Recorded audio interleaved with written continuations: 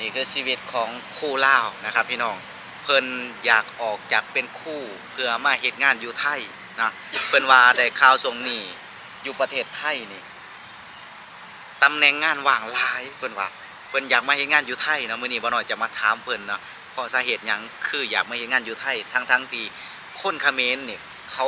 ทิ่มได้ค่าแรง400 บาท500 บาทเนี่ยเพื่อกลับบ้านแต่ว่าเป็นหยังครูถึงเลือกอยากมาเฮ็ดงานอยู่ไทยเป็นหยังคืออยากออกจากครูซั่นเด้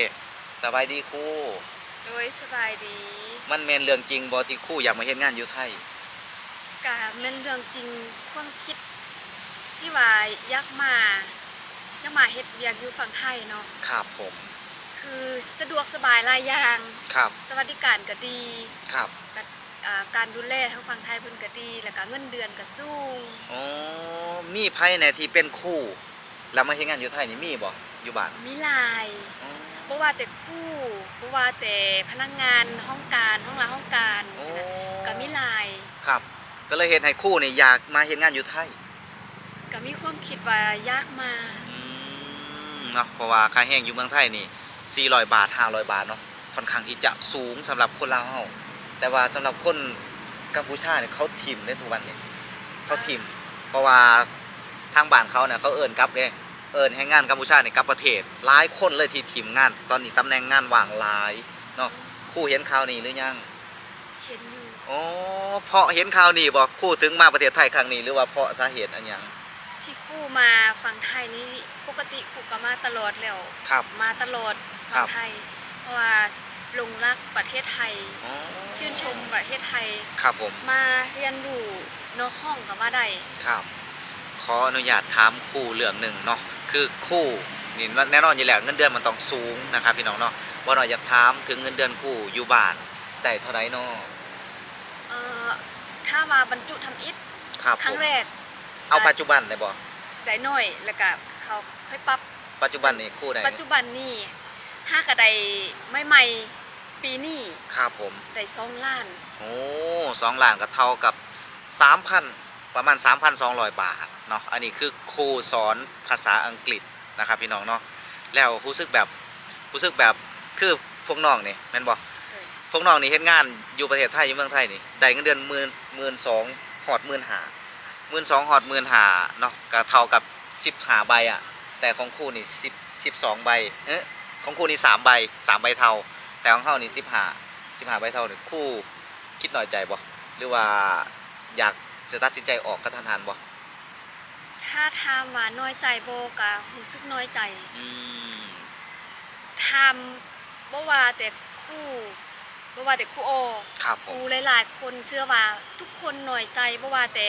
อ่าคนใดหรือว่าเฮ็ดเวียกอยู่ห้องการใด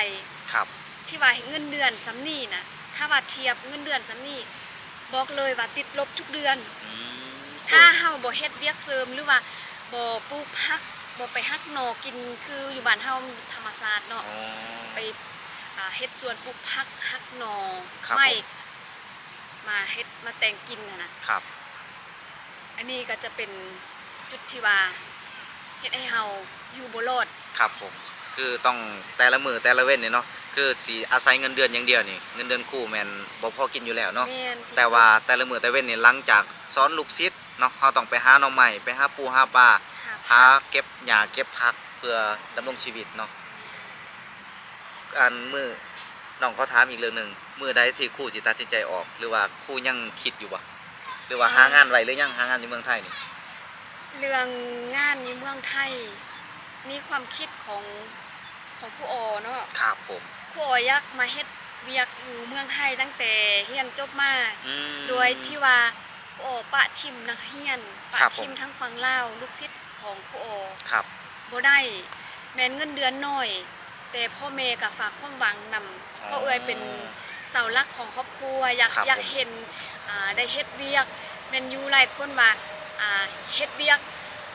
แต่เฮ็ดให้ตนเองลำบากหั้นน่ะครับเพราะว่าเงินเดือนบ่พอกินเด้ครับก็เฮ็ดให้เฮาลำบาก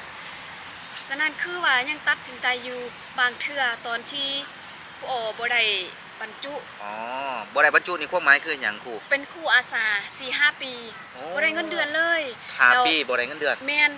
ก็ท้อได้ ครับ ท้อแล้วก็ตัดสินใจว่าสิออกมาเฮ็ดเวียกอยู่ฝั่งไทย อืม ก็เคยมาแล้ว แต่ เคยมาพ่อแม่เอิ้นกลับไป อ๋อ ว่าก่อนสิได้เป็นครู ครับผม ก็อยากให้ได้เป็นครูสอนลูกๆหลาน ครับ ๆแล้วอีกอย่างนักเรียนลูกศิษย์ ครับ ก็ ผม มากอดให้ก็ อืม สงสารอีตนแล้วก็คิดว่าถ้าว่าครูหลายๆคนผู้นี้ก็ออกผู้นั้นก็ออก ครับ แล้วผู้ใดที่เบิ่ง นักเรียน สอนลูกหลานเฮา อ๋อคือปัจจุบันนี่เนาะคือสาเหตุที่ครู่เพิ่นยัง ยัง ค้างๆคา แม่น ยังตัดสินใจบ่ได้ที่จะ แม่น ออกจากโรงเรียนเพื่อมาทำงานอยู่เมืองไทย คือ แม่น ใจนี่มาแล้วครึ่งหนึง แม่นบ่แม่นครึ่งหนึงเลยยักมาเลย อยากมา 100%แล้ว แม่น แต่ว่าสิ่งที่ว่าค้างคานี่พ่อแม่บ่อยากให้มาเนาะเพราะว่าอยากให้อยากให้ถ่ายทอดวิชาที่ครูได้ไปเรียนมานี่ให้กับลูกกับหลานแล้วก็ลูกหลานหรือว่านักเรียนที่อยู่นํครูอ้อนี่ก็บ่อยากให้ครูหนีเพราะถ้าครูหนี้อาจจะขาดแคลนคนสอนหนังสือ แม่น เนาะในหมู่บ้านครูอ้อก็ค่อนข้างที่จะบ่มีครูว่าซั่นซะ แม่น เนาะคือตอนนี้ครูก็เคยเห็นเลยไปย่างนี่ไปย่างตามสถานที่ต่างๆ เคยเห็นยังเขาเปิดสมัครพนักงานนี่เห็นหรือบ่ เห็นอยู่ เห็นแม่นบ่ เห็น เพราะว่าช่วงนี้แรงงานกัมพูชาเพิ่นหลั่งไหลกลับเด้เมื่อวานนี่ก็ออกข่าวมาล่าสุดเนาะทางกัมพูชานี่กดดันให้แรงงานนี่กลับอีกเทื่อหนึงตอนแรกนี่มีนโยบายว่าให้แรงงานกัมพูชานี่กลับ500,000 คนเนาะแต่ล่าสุดนี่มีนโยบายขึ้นมาใหม่ให้แรงงานกัมพูชาทุกคนกลับประเทศให้เบิดเนาะ แล้วเขาสิเฮ็ดแนวใดบัดนี้อยู่บ้าน ก็ตอนนี้ถามว่าไทยขาดแคลนแรงงานบ่ไทยบ่มีวันขาดแคลนแรงงานแน่นอนเพราะว่ามีแรงงานลาวและพม่าและก็เวียดนามที่ยังต้องการที่จะเฮ็ดงานอยู่กัมพูชาและก็คนกัมพูชาหลายๆคนก็ยังบ่กลับ เพราะว่าเขากลับไปเขาก็แน่นอนอยู่แล้วเนาะเขาบ่มีงานรองรับเนาะคือจังบ้านเฮาแหละเนาะบ้านเฮาถามว่ามีงานบ่เนาะก็มีแต่ว่าคือครูนั่นแหละหาเสากินค่ำเดือนชนเดือนเนาะมันบ่มีเก็บเป็นกอบเป็นกำคืออยู่นี่เนาะถ้าหากว่าเฮามาอยู่นี่เฮาเฮ็ดงานอยู่นี่ก็เฮาอยากได้หยังเฮาก็พอได้เนาะมันก็เหลือหั่นนะเดือนหนึงสมมุติว่า15,000คือจังบ่น้อยเนาะ15,000เฮาใส่ไป 3,000 เนาะจ่ายค่าของไป 2,000 เฮาก็ยังจะเหลือ 8,000 เนาะเฮาก็ยังจะเหลือหลายอยู่นะเฮา ถ้าไปฝากไปฟังลาวโคได้หลายล้านได้ ถูกต้อง 8,000 บาทนี่ก็เท่ากับประมาณ5ล้านกีบพุ่นเด้5ล้านกีบ5ล้านกีบก็หลายเติบเด้เพราะว่าเงินเดือนครูนี่ก็2ล้านกีบเนาะอันนี้คือเหลือกินเหลือใส่ของพวกเฮาแล้วนะ5ล้านกีบนี่ก็ถือว่าหลายพอสมควรนะทุกคนเนาะนี่แหละครับชีวิตของครูเนาะบ่น้อยก็บ่มีหยังอยากถามเพิ่นอีกแล้วนะฮะก็มีแต่ว่าครูมีหยังอยากถามบ่น้อยบ่ อยากถามเนาะในฐานะที่เป็นคนลาวแล้วมา ครับผม อยู่ฝั่งไทยโดนแล้วก็มีความคิดเห็นอะไรบ่อยากกลับบ้านบ่หรือว่าจะอยู่ไทยตลอด อ๋อในปัจจุบันที่มันเกิดชุลมุนอยู่ปัจจุบันนี่บ่ นั่นแหละ คือถามว่าบ่าวน้อยมีความอยากกลับบ้านบ่คือแน่นอนอยู่แล้วบ่าวน้อยนี่เป็นคนที่เที่ยวไปเที่ยวมาเด้เที่ยวไปเที่ยวมาอยู่แล้วบ้านเฮาเนาะบางทีก็ปีหนึงกลับเทื่อนึงบางทีก็2ปีกลับเทื่อนึงบางทีก็3ปีกลับเทื่อนึงเนาะถามว่าฮักบ้านเฮาบ่ฮักประเทศเฮาบ่มีไผที่จะลืมบ้านเกิดเมืองนอนฮักอยู่แล้วนะเพราะว่าพ่อแม่หรือว่ารากเหง้าเราเฮาอยู่หม้องหันแต่ว่าเป็นหยังบ่น้อยถึงฮักเมืองไทยเนาะเพราะว่าบ่น้อยนี่บ่น้อยจะท่องเสมอเมืองไทยคือพระคุณของบ่น้อย เมืองไทยคือจุดเปลี่ยนชีวิตเพราะว่าเมืองไทยนี่ให้ทุกอย่างเด้บ่น้อยเกิดมาบ่มีเพื่อนคือคนอื่นเด้นอนอยู่ตูบอยู่ไห้แต่ว่าทุกมื้อนี้เนาะซุมื้อนี้ก็มีเพื่อนอยู่แล้วเนาะก็มีไฟฟ้าใช้ก็มีรถคือหมู่หั่นนะก็มีน้ำคือหมู่ก็เลยแบบถ้าหากว่าบ่มีเมืองไทยในมื้อนั้นน่ะบ่น้อยก็บ่ฮู้ว่าสิใช้ชีวิตจังได๋บ่น้อยนี่หาปูหาปลาหาผักหาหยังเพื่อจะมาขายซื้อข้าวกินเลยณปัจจุบันนั้น นั่นแหละคือหลายๆคนว่าเป็นหยังบ่น้อยคือฮักประเทศไทยคือจุดนี้แหละจุดที่ฮักประเทศไทยอยู่บ้านนี่คนในหมู่บ้านบ่น้อยนี่ดูถูกบ่น้อยสารพัดบักคนจนบักที่ทุกข์บางคนนี่บ่เกรงใจเฮาบ่เจียมเฮานี่เอิ้นฮอดชื่อพ่อชื่อแม่เฮาหยอกเฮานะเอาชื่อพ่อชื่อแม่มาหยอกเฮามาหล่อเฮานะนี่แหละสิ่งที่เฮ็ดให้บ่น้อยแบบมีความอดทนแล้วก็ได้โอกาสได้เฮ็ดงานอยู่ประเทศไทยบ่น้อยถึงขยันแล้วก็ซื่อสัตย์ต่อนายจ้างแล้วก็ตั้งอกตั้งใจทำสิ่งดีๆกับแผ่นดินไทยเพราะว่าแผ่นดินไทยคือคนที่บ่ได้ให้กำเนิดเฮามาแต่ว่าคือคนที่ชุบชีวิตเฮามาเหมือนกับชุบชีวิตแหละบ่ บ่น้อยสิบอกแบบนี้เลยเนาะสุขชีวิตเฮามาอีกครั้งหนึงให้เป็นคนที่มีความรู้หลายขึ้นและให้ครอบครัวเฮาปลดล็อกหลายๆอย่างเนาะจากเฮาเป็นหนี้เป็นสินมันก็ปลดล็อกเบิดเลยนี่แหละสาเหตุที่เฮามักประเทศไทยถามว่าฮักประเทศลาวบ่ฮักนะบ่เคยที่จะดูถูกดูแคลนคนลาวคือกันฮักคนลาวคือกันเพราะว่าปัจจุบันนี้ยังใช้ชีวิตกับคนลาวคือกันเวลาบ่น้อยไปถ่ายคลิปหยังต่างๆบ่น้อยก็ไปกับคนลาวคือกันเนาะบางคนอาจจะเข้าใจผิดว่าบ่น้อย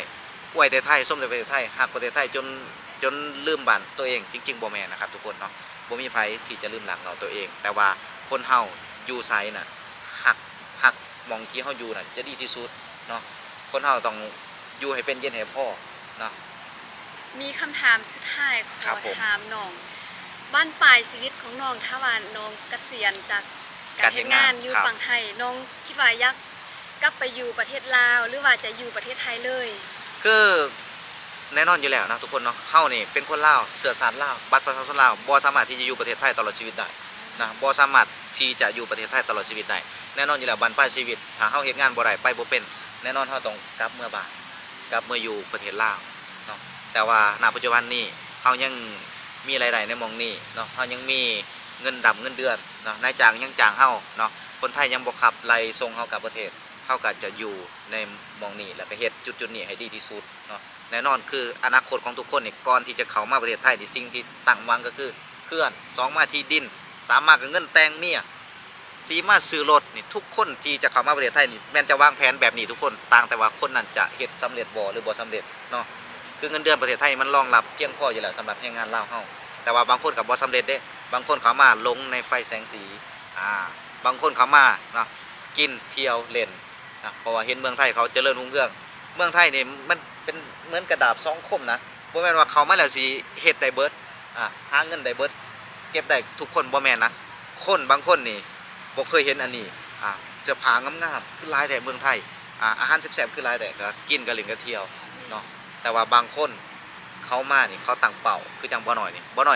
บอกเลยว่า3 ปีแรกที่เขามานี่บ่ได้ใช้เงินเลยแม่นเฒ่าแก่จัดการให้เบิดสิ้นเดือนมันฝากสิ้นเดือนฝาก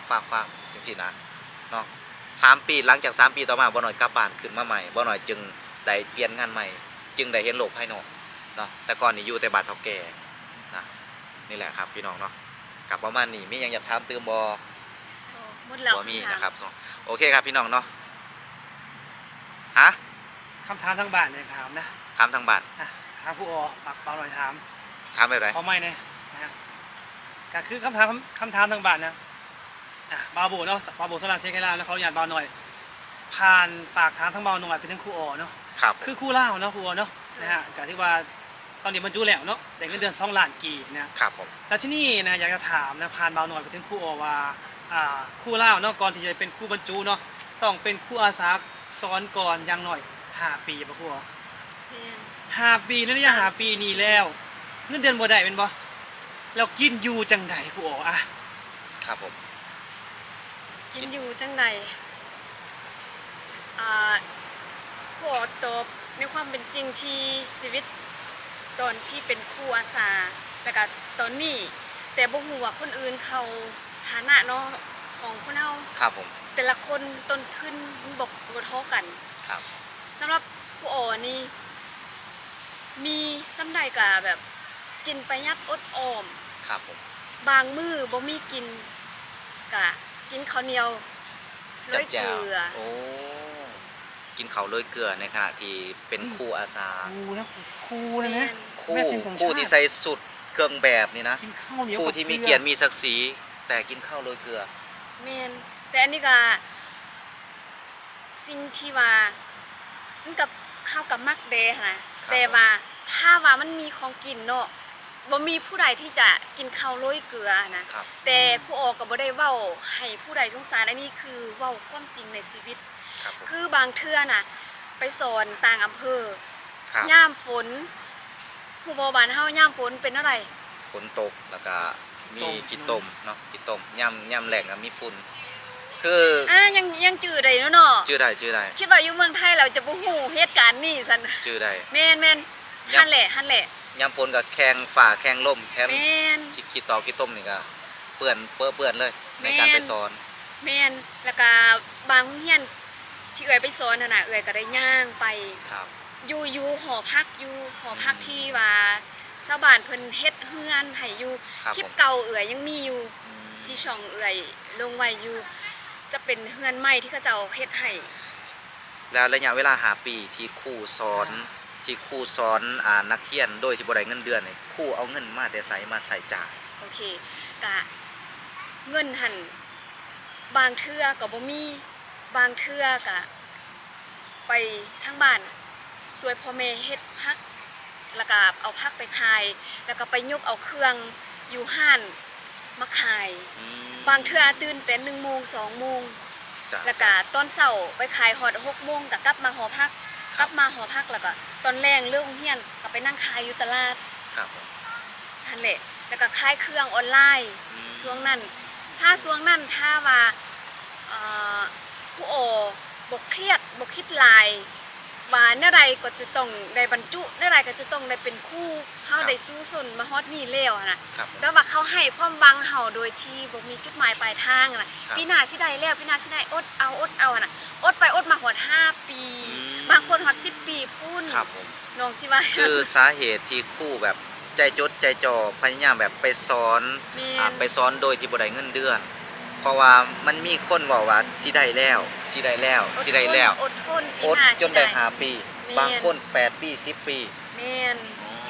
แต่ว่าเงินที่ว่าใส่จ่ายนี่ต้องเก็บพักเก็บหญ้าไปขาย แม่น เนาะ ต้อง เก็บ ต้องหาเอง ต้องหาเอง บาง ส่วน บาง ตัว คนก็แม่นพ่อแม่ซัพพอร์ต ครับ พ่อแม่เอาให้ คืออย่างครูโอนี่อ่าการเดินทางครูโอจะใส่รถจักร อืม ไป มอเตอร์ พ่อ ไซ แม่ ค์ ก็ยืมเงินมาซื้อให้ อืม นั่นแหละบางคนหลายๆคนก็ถามว่าเอ๊ะครูโอบ่มีเงินเดือน ครับผม ได้เงินเดือนน้อย แล้วเอาเงินอยู่ไสมานี่แหละ คือคำตอบ ครับผมเนาะ บางเทื่อเฮาบ่มีเฮาก็ไปติดหนี้ ครับ ยืม คือน ำญาติพี่น้อง คนหูทงกินข้าวกับเกลือนี่นะ นั่นนะครับ ทุกคนเนาะก็คือ อั อั นนี้คือความจริงบ่ได้เว้าตัวกาไปฮักหน่อไม้มาต้ม ครับ ไปเก็บ คือแบบเอาง่ายๆกับแทบจะบ่มีเวลาส่วนตัวให้ตัวเองอะในระยะเวลาที่เฮาสอนอยู่ ในระยะเวลาที่แบบเฮาสอนนักเรียนอยู่เนาะ แม่น เพราะว่าเฮาต้องหาเงินเพื่อที่จะกินส่วนโตวเฮานี่เพื่อจะเลี้ยงชีวิตเฮาเนาะแล้วเฮาก็ต้องไปสอนนักเรียนอีกเลิกเรียนมาต้องไปเก็บผักไปขายไปขายนี่เพื่อเอาเงินมาจุนเจือตัวเองนะพี่น้องเนาะนอก แม่น ทั้งขายทั้งกินนะครับพี่น้องกินนี่ลำพังกินนี่ยังสิบ่พอละยังหาไปขายอีกเนาะ บางเทื่อนะไปคนเดียว อืม บ่ให้น้ำตาก็ออกเวลากินข้าวจ้ำเกลือนะอันนี้บ่ชีวิต อันนี้บ่ชีวิตที่เฮาเลือก อืม บางเทื่อน้ำตาจนออกเลย ในขณะที่คนธรรมดาคือเฮาเจ้าข่อยนี่ที่มาเฮ็ดงานอยู่ประเทศไทยนี่อายุพ่อครูอ่อนนี่เขามีบ้านมีรถมีทุกอย่างแล้ว มีทุกอย่างเล แต่ ย ครูตัวนี้ยังบ่มีหยัง บ่มี ค หยัง รูน้อยใจบ่ น้อยใจแล้วก็รู้สึกโทษ คือตั้งแต่เฮียนมาตั้งแต่ทำเฮียนมานี่ชีวิตก็กินข้าวกับเกลืออยู่แล้ว จบเฮียนมาได้บรรจุได้เงินเดือนก็ยังบ่มีเงินบ่มีเงินบ่มีซ่านคือคนอื่น แม่นเงินนี้ถ้าว่าเงินเดือนอย่างเดียวนี่ติดลบเลยเงินเดือนบ่พอกิน เนาะ แถมตัวนี้ก็ส่งน้องชายเรียนอีก จ้าก็โอเคนะครับพี่น้องเนาะสำหรับคลิปนี้นะก็ก่อนที่จะจบคลิปนี้นะพี่น้องนะบ่น้อยก็ต้องขอขอบคุณแผ่นดินไทยนะครับพี่น้องที่ให้โอกาสให้งานลาวคนลาวหลายๆคนเนาะก็แล้วแต่การตัดสินใจของครูเพิ่นนะครับผมพี่น้องว่าเพิ่นจะไปต่อหรือว่าเพิ่นจะสอนต่อหรือว่าเพิ่นจะออกจากการเรียน อันนี้ก็แล้วแต่การตัดสินใจเพิ่นเนาะเพราะว่าตอนนี้อ่ะครูอายุก็สิ30นั่นบ่ 36 ปีแล้ว 36 ปียังบ่ทันมียังเป็นสินเป็นอันเป็นของตัวเองครับพี่น้อง เงินเก็บก็ ข ยัง ณะ บ่มี ขณะที่แรงงานลาวเขาบ่ได้ห้ามบ่ได้เฮียนเนาะเขามาอยู่ประเทศไทยนี่เขากอบโกยบางคนได้เฮือนบางคนได้รถบางคนได้บ้านเนาะก็อยากให้ทุกคนนะมาทำงานอยู่ประเทศไทยเนี่ยสำนึกถึงพระคุณแผ่นดินไทยว่ามันใหญ่หลวงขนาดใดเนาะที่เฮ็ดให้ชีวิตแรงงานลาวหรือว่าหลายๆสัญชาติได้เปลี่ยนชีวิตเนาะเขาต้องเบิ่งคนที่เขาอยู่กับปัจจุบันอยู่กับความจริง แต่ว่า